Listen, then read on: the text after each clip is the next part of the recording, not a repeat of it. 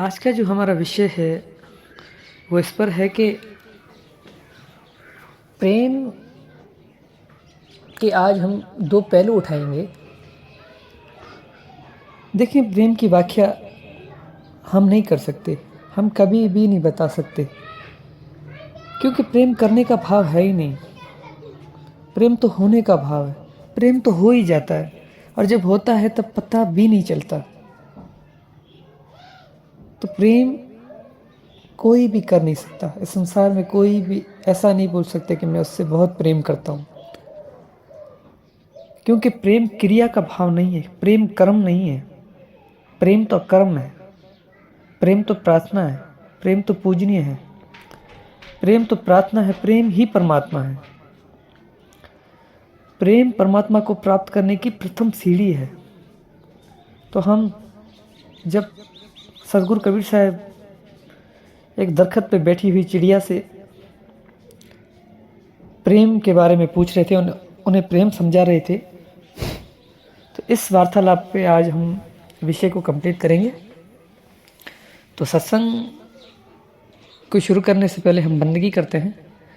बंदगी मेरे सतगुरु कबीर साहब को बंदगी, बंदगी धनी धर्मदास साहब को बंदगी, बंदगी गुरु नानक देव साहब, गुरु अंगद देव साहब, गुरु बीखा साहब, मलुकदास साहब, गरीबदास साहब, रेवीदास साहब, अचलू राम साहब, दादूदास साहब, सर्वे संतों को बंदगी, सकल हंस को बंदगी, साहेब बंदगी सतनाम। तो विषय था कि प्रेम प्रार्थना है।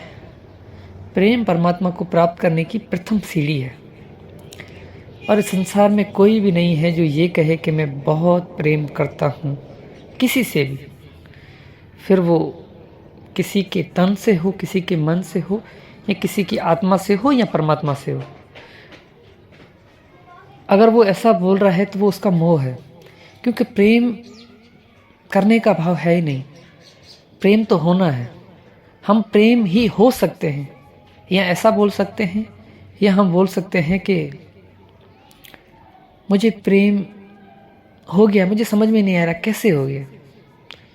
होने का भाव है, खुद ब खुद हो जाता है, पता भी नहीं चलता। इसीलिए तो सतगुरु कबीर साहब कहते हैं कि प्रेम न बाड़ी उपजे, प्रेम न हाट बिकाए, राजा बिरजा जो करे शीस दे ले जाए। कि प्रेम की कहीं पे उत्पत्ति नहीं होती, वो कहीं पे पैदा नहीं होता, प्रेम किया नहीं जाता। प्रेम न हाट बिकाए, वो कहीं पे बिकता भी नहीं है कि भाई कहीं पे मिल रहा हो मैं उसको खरीद लूँ। वो व्यापारी वाला काम नहीं है कि आप उसको खरीद सको। वो लाभ वाला काम नहीं है कि आप किसी से लेके अपना लाभ कर सकते हो। आगे साहब कहते हैं कि राजा प्रजा जो करे शीस दे ले जाए। हाँ, अगर कोई चाहता है कि मुझे प्रेम में ही होना है तो शीस दे के उस प्रेम को लेके जा सकता है। अब जब शीस देना है, आपको समझ में आ रहा होगा कि शीस देना ही तो प्रेम में ही हो जाना है। देखिए, हम शीस है ना बोलने से नहीं देते। अब क्या करते हैं, जब कोई शिष्य होता है तो वो बोलता है कि मैं अपने गुरु को तन मन धन अपना शीस अर्पण कर देता हूँ। तो शीस अर्पण ऐसे बोलने से थोड़ी हो जाता है। देखो, उसकी प्रीत, उसकी लगन किसी और चीज़ में लगी हुई हो, यानी किसी नारी से हो, किसी इस संसार में किसी भी मित्र से प्रेम हो, लेकिन वो सिर्फ और सिर्फ गुरु के आगे शीस झुका रहा है, लेकिन उसका शीस कहीं और झुका हुआ है, किसी की माया से लगी हुई होती है। वो बहुत दौलत चाहता है, उसकी सारी सूरत उसी में लगी होती है। तो ऐसे शीस का कोई फ़ायदा नहीं है। शीस प्रेम का शीस बोला है साहब ने कि भाई शीस मेरा प्रेम का शीस झुका हुआ है, और मुझे अब किसी चीज़ की कोई आवश्यकता नहीं है। मैं प्रेम में पूर्ण हूँ, और मेरा अब मुझ में कुछ नहीं है, बस मैं इसका ही हूँ, या ये मेरा है। बस ये भाव होता है प्रेम का। बल्कि ये भी नहीं होता कि ये मेरा है, बस मैं इसका हूँ, जैसा चाहे ये जैसा करे मेरे साथ, मैं इसको कुछ भी नहीं बोल सकता, क्योंकि मैं इसका ही हूँ।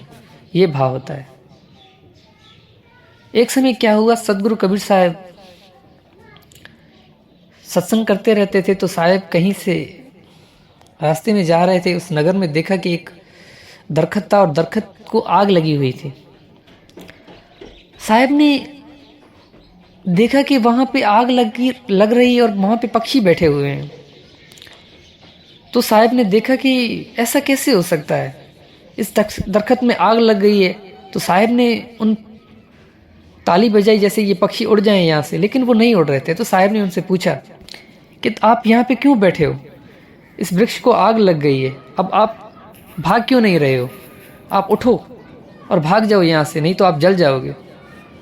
तब पक्षियों ने साहब से कहा कि साहब फल फूल खाएं इस वृक्ष के, बीन बुदाएं जाए, उड़ना हमारा धर्म नहीं, जलना इस वृक्ष के साथ।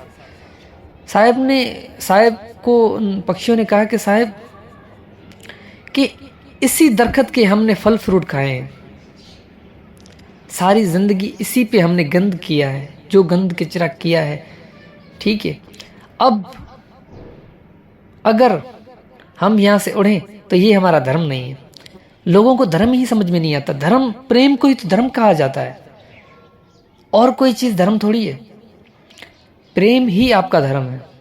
जब जिससे आप प्रेम कर रहे हो, आप उससे सच्ची लगन, सच्चे हृदय से उससे सच्चा हो, आप उससे दगा नहीं कर रहे हो, आप उससे बेवफाई नहीं कर रहे हो, तो यही तो प्रेम है, यही तो धर्म है। तो पक्षियों ने कहा कि साहब ये हमारा धर्म नहीं है कि हम सारी ज़िंदगी इसी दरख्त के फल खाएं और आज इस दरख्त में आग लगी है तो हम उड़ जाएं, ये मेरा धर्म नहीं है, ये प्रेम है। यानी लगन लगे बजक काज ना सरही, जीव पर ले हो जाए। जब जिससे लगन हो जाती है ना, जब जिससे प्रीति हो जाती है ना, तो वहाँ पे कुछ भी हो जाए। सबसे बड़ा धर्म निभाने का धर्म होता है। प्रेम की, मैं कहता हूँ कि जिसके हृदय में प्रेम है ना, वो अपनी मैं को ख़त्म कर देता है। वो अपने आप को कुछ भी नहीं समझता। वो लाभ देख के किसी के हृदय में जगह नहीं पाता। ये देख रहा है कि मुझे इससे लाभ कितना मिल रहा है।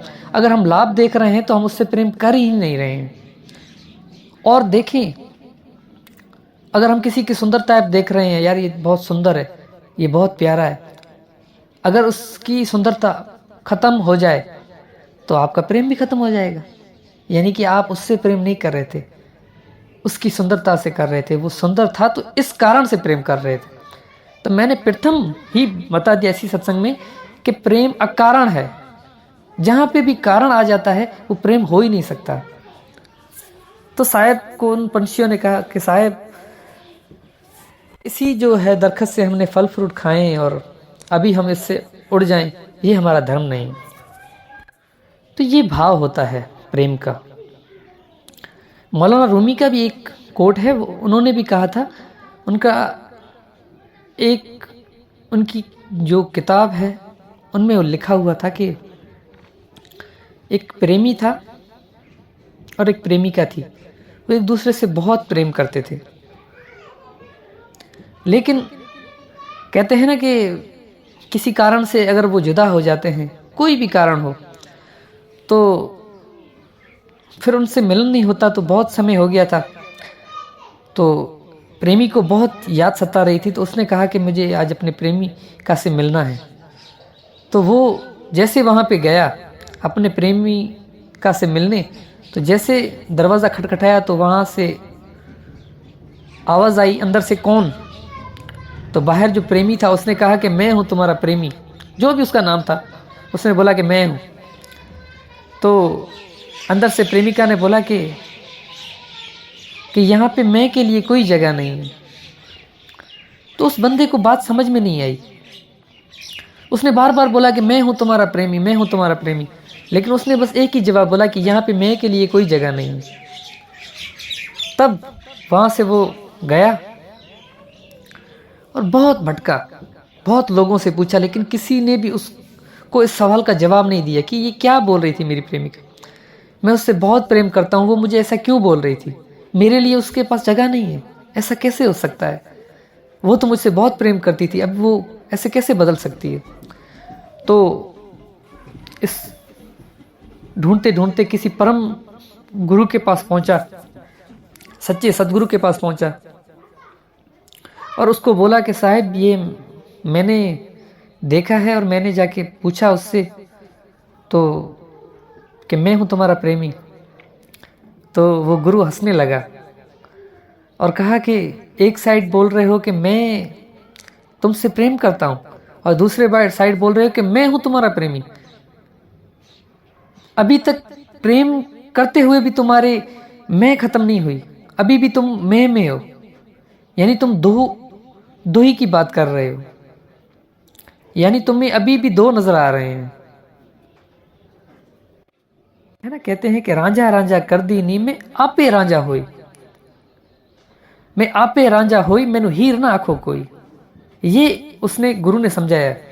गुरु ने कहा कि प्रेम ऐसा भाव नहीं है, प्रेम तो एक ऐसा भाव है कि खुद को भूल जाना और सिर्फ अपना प्रेमी ही बचे, यानी मैं खत्म ही हो जाए। तब उसको बात समझ में आई। गुरु ने कहा कि रांझा रांझा कर दी मैं आपे रांझा होई, यानी मैं ही रांझा हो गई।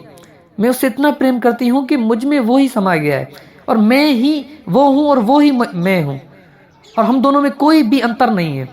बस मैं कुछ भी नहीं हूँ, बस वो ही वो है। तब उसको बात समझ में आई और उसने कहा कि गुरुजी मना इसका मतलब ये हुआ कि मेरा मुझ में कुछ नहीं। तो ये बात तो साहब ने भी कही, मेरा मुझ में कुछ नहीं, जो कुछ है सो तेरा और तेरा तुझको सौंपिए क्या लागे है मेरा। ये जब जिसके हृदय में भाव आता है ना, वो ही प्रथम प्रेम की सीढ़ी को समझ सकता है, वो ही प्रेम को प्राप्त कर सकता है, वो ही प्रार्थना को समझ सकता है। लोग कह रहे हैं कि हमसे सिमरन नहीं हो रहा, परमात्मा हमारी सुन नहीं रहा है। कहाँ से सुने? आप तो मैं के भाव से तो सिमरन कर रहे हो, आप तू के भाव से तो कभी भी सिमरन नहीं करते। आप परमात्मा की प्रार्थना करते हो तब भी मैं की भाव से करते हो। आप अपने आप को लेके जाके प्रार्थना करते हो, अपने आप को समझते हो कि मैं ही प्रार्थना कर रहा हूँ, वहाँ पे भी आप कारण करके प्रार्थना कर रहे हो। जब तक आप प्रार्थना ही ना हो जाओ, जब तक आप प्रेम ही ना हो जाओ, तब तक वो प्रार्थना कभी भी नहीं सुन सकता। क्योंकि परमात्मा आपका हृदय देखता है, आपके अल्फाज नहीं सुनता कि वो आप कितनी पुकार कर रहे हो। आप भले ही इको साउंड में, लाउड में आप बोल बोल के बोलो कि मैं परमात्मा आपकी प्रार्थना कर रहा हूँ। आज यही तो हो रहा है, लोगों को सुनाने के लिए हम प्रार्थना करते हैं।